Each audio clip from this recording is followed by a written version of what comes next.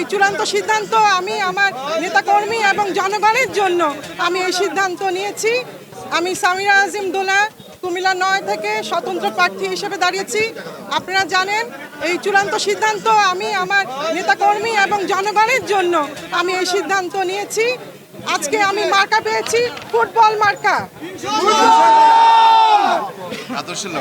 আপনারা সবাই দোয়া করবেন। আমি আমার বাবার আদর্শের পথে চলবো, শহীদ জিয়ার আদর্শকে নিয়ে চলবো এবং আমার সাধারণ জনগণের জন্য এই লাকসাম মনোহরগঞ্জকে আমি একটা নিরাপদ এলাকা হিসাবে গড়ে তুলতে চাই, যার জন্য সবার সহযোগিতা আমার প্রয়োজন। আপনারা সর্বস্তরের মানুষেরা আমার সাথে থাকবেন। আপনারা জানেন 25 বছর ধরে আমার আব্বা লাকসাম মনোহরগঞ্জে ছিলেন। উনি এমপিও ছিলেন 2001 থেকে 5 পর্যন্ত। তারপর প্রতিবারই নমিনেশন পেয়েছেন।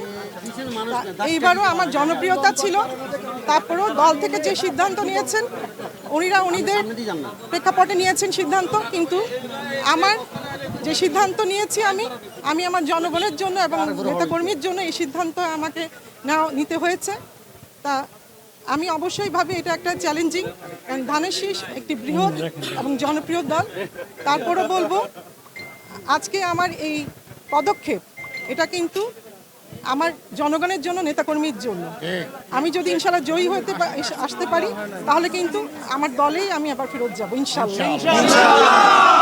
আজকে এই এত বড় ডিসিশন নেওয়া কিন্তু ব্যক্তি ইমেজের উপরেই ডিপেন্ড করে নেওয়া।